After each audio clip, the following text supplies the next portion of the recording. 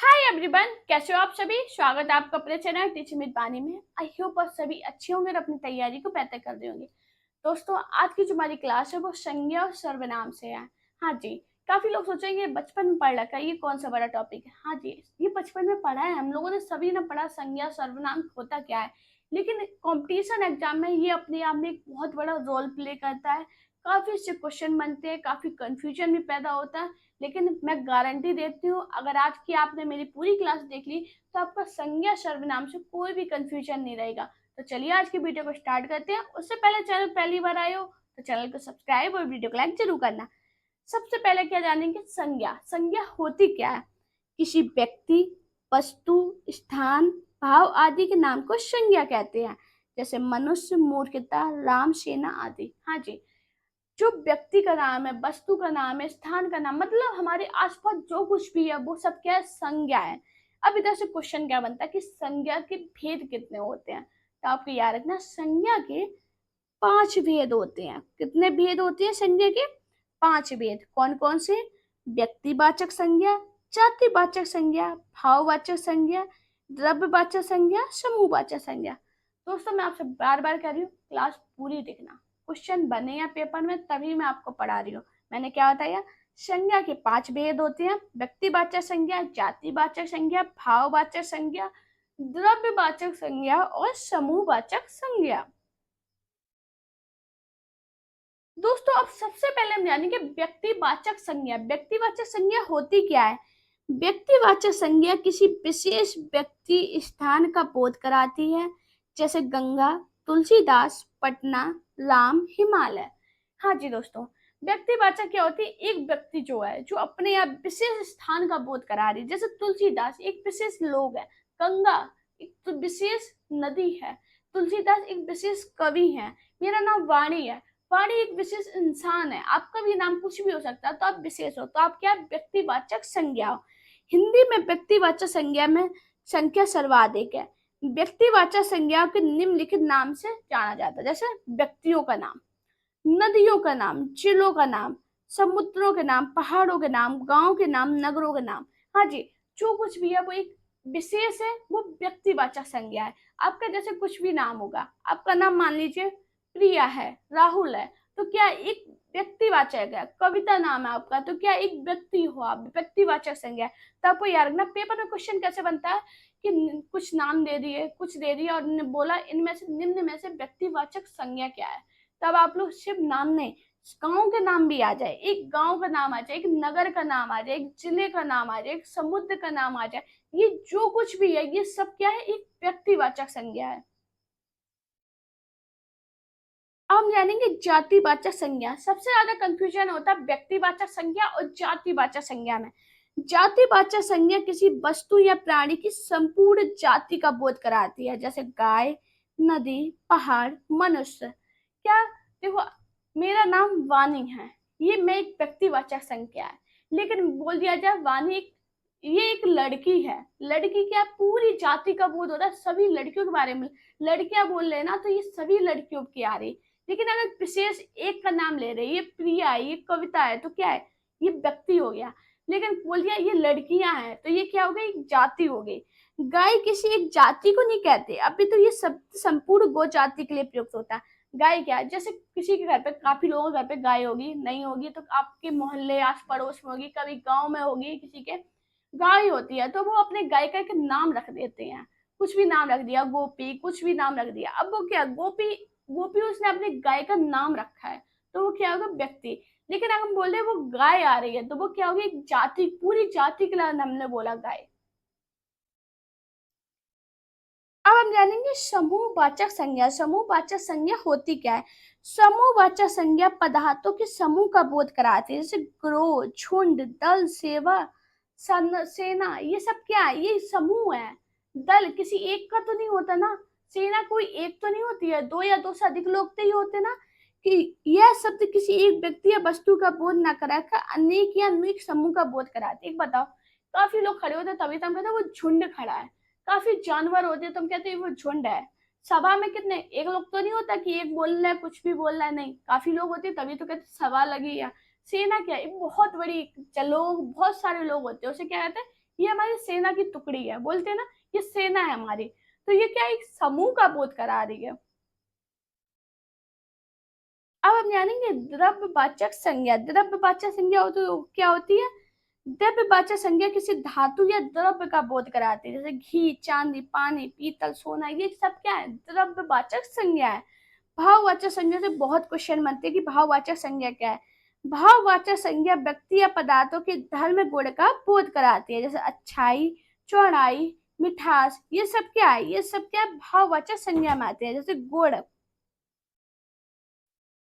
भाव, अवस्था, माप, स्वाद, अमूर्त भावनाएं। अमूर्त भावनाएं किस में आएंगे? भाववाचक संज्ञा में। हम कहते हैं वह एक अच्छा लड़का है, वह एक अच्छी लड़की है, वह एक सुंदर लड़की है, तो क्या ये हमारे भाव हैं? तो इसी को क्या कहते हैं? भाववाचक संज्ञा। उसकी अच्छाई, उसकी चौड़ाई, मिठास, लंबाई, ये सब क्या आएंगे? भाववाचक संज्ञा में आएंगे।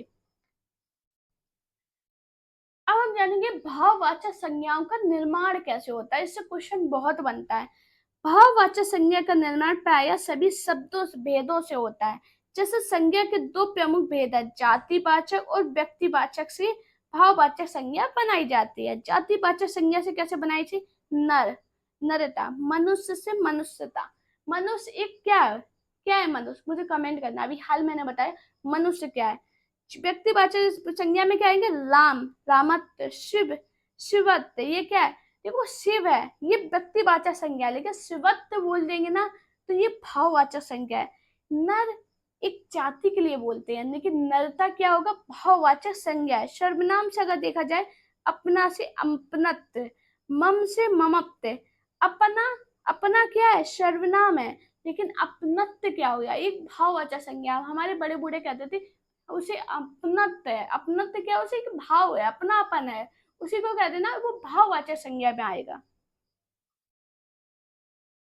विशेषण से, कठोर से कठोरता, सुंदर से सुंदरता। मैंने अभी हाल बताया था ना, वह एक सुंदर लड़की है, तो ये क्या है? भाव हो गया ना।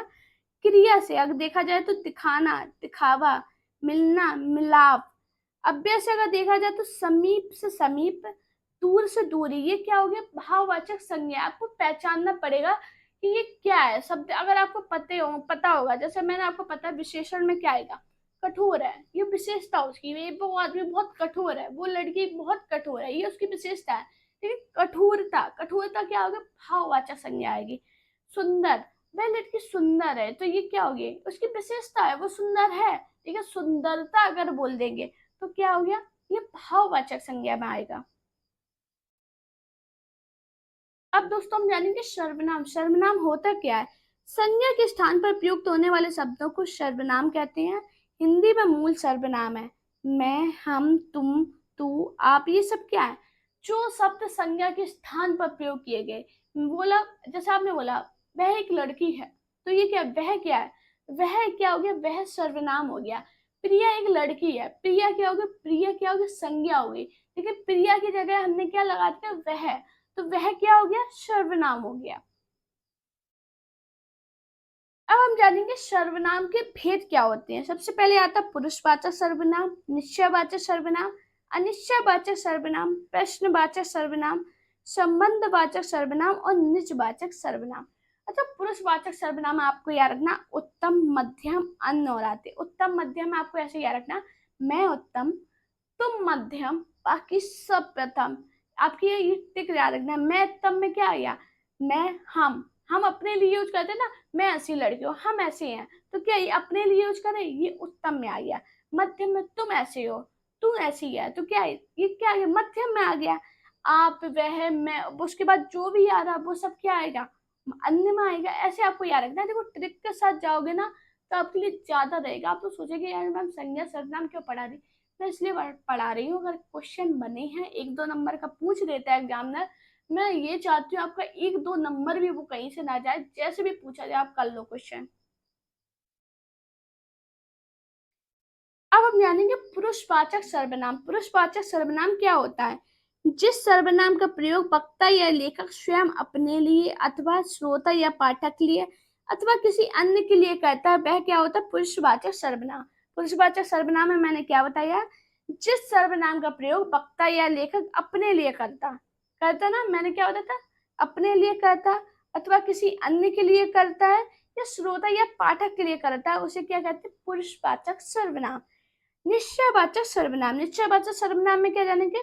जो सर्वनाम किसी व्यक्ति, वस्तु आदि की ओर निश्चय पूर्वक संकेत करे वह निश्चयवाचक सर्वनाम कहलाता है। जैसे वह जा रहा है, वह जा रहा है, ये निश्चित है कि वह जा रहा है। यह आ रही है, तो ये निश्चित है। सीता आ रही है, सीता जा रही है। क्या हमें निश्चय है? हाँ, हमें निश्चय है कि ये जा ही रहा है, हमें निश्चय है कि ये आ रहा है। यही क्या होता है? निश्चयवाचक सर्वनाम। अब हम जानेंगे अनिश्चयवाचक सर्वनाम। जिस सर्वनाम शब्द के द्वारा किसी निश्चित व्यक्ति या वस्तु का बोध ना हो, अनिश्चयवाचक सर्वनाम कहलाते हैं। जैसे कोई आ रहा, इधर पे हमें निश्चय नहीं है मेरे घर पे कौन आ रहा है। मैंने क्या बोला था अभी? निश्चयवाचक में क्या बताया था कि हमें निश्चय था कि वह आ रहा है, इधर नहीं है। तो हम क्या, कोई कहते ना, गेट पे कौन है, कोई होगा, तो क्या हो गया? अनिश्चयवाचक सर्वनाम, हमें निश्चित नहीं है कि कौन है। संबंधवाचक सर्वनाम। परस्पर एक दूसरी बात को संबंध बतलाने के लिए जिन सर्वनाम का प्रयोग होता है उन्हें संबंधवाचक सर्वनाम कहते हैं। जैसा करोगे वैसा भरोगे, ये हमारे घर में हमेशा बोला जाता है। जैसा करोगे आप वैसा भरोगे। कोई जैसा करेगा वो वैसा भरेगा। क्या ये आपस में संबंध है? अगर आप किसी के साथ अच्छा बिहेवियर करोगे तो आपके साथ अच्छा होगा, अगर आप किसी के साथ गलत बिहेवियर करोगे तो आपके साथ कैसा होगा? तो आपको याद रखना, ये क्या एक संबंध है। हमारा अगला है प्रश्नवाचक सर्वनाम। जो सर्वनाम संज्ञा शब्दों के स्थान पर तो आते हैं किंतु वाक्य को प्रश्नवाचक भी बनाते हैं, प्रश्नवाचक सर्वनाम कहलाते हैं। जैसे क्या और कौन। क्या क्या, हम लोग क्या क्या आगे क्या लगाते हैं? प्रश्नवाचक चिन्ह। ये क्या है? ये कोई क्या, कौन आया है, तो क्या एक प्रश्न हम पूछ रहे हैं आपसे, मुझसे पूछते हैं मैं आपका नाम क्या है, तो आप क्या मुझसे प्रश्न कर रहे हो? आप मुझसे पूछ रहे हो ना, मैं आपसे पूछते बताओ इसका आंसर क्या है, तो क्या है? ये प्रश्न हो गया ना, यही हो गया प्रश्नवाचक सर्वनाम। निजवाचक सर्वनाम। जहां अपने लिए अपना शब्द अथवा अपने आप शब्द का प्रयोग हो वहां निजवाचक सर्वनाम कहते हैं। मैं अपना काम कर रहा हूँ, तू अपना मन लगा। क्या है ये? क्या है? निजवाचक, अपने आप बता रहा है ना कि मैं अपना काम कर रहा हूँ, भाई मुझे किसी से मतलब नहीं है, मैं सिर्फ अपना काम कर रहा हूँ। ये क्या हो गया? निजवाचक सर्वनाम। दोस्तों, आज की क्लास संज्ञा सर्वनाम से थी, जो कि आप सभी को लगा होगा मैम क्या पढ़ा रही हूँ, लेकिन ये बहुत इंपॉर्टेंट टॉपिक है। पेपर में से क्वेश्चन बने हैं, मैं नहीं चाहती आपका कहीं भी 1-2 नंबर कहीं भी चले जाए। आपको ये क्लास पसंद आई हो तो वीडियो को लाइक कीजिए, चैनल को सब्सक्राइब कीजिए, अपने दोस्तों से वीडियो को शेयर करना। साथ में मेरा टेलीग्राम अकाउंट टीचर विद पानी और इंस्टाग्राम अकाउंट वानी शर्मा ऑफिशियल पे मुझे फॉलो कीजिए। अपना प्यार और सपोर्ट चैनल पर इसी प्रकार बनाए रखिए। Thank you guys watching this video.